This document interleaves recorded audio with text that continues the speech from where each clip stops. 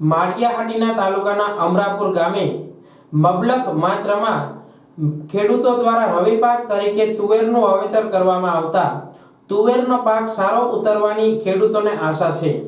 ખેડૂત ખોડાભાઈ ખાણીયાના જણાવ્યા પ્રમાણે દર વર્ષે રવિ પાકની સિઝનમાં ઘઉંનું વાવેતર કરવામાં આવતું હતું, પરંતુ ઘઉંના વાવેતર પાછળ ખર્ચો વધુ થવાના કારણે પૂરતા પ્રમાણમાં વળતર મળતું ન હતું।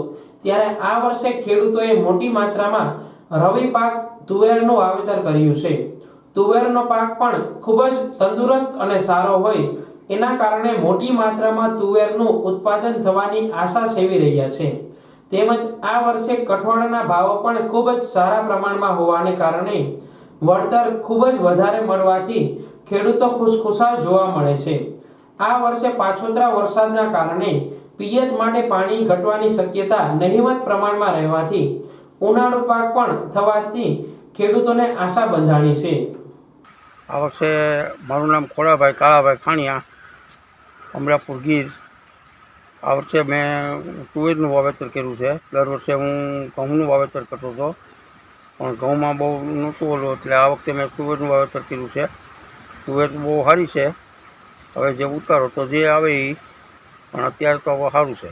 ખેડૂતોને શું અપીલ કરો છો? ખેડૂતોને તુવેર વાવવાનું અપીલ કરું છું।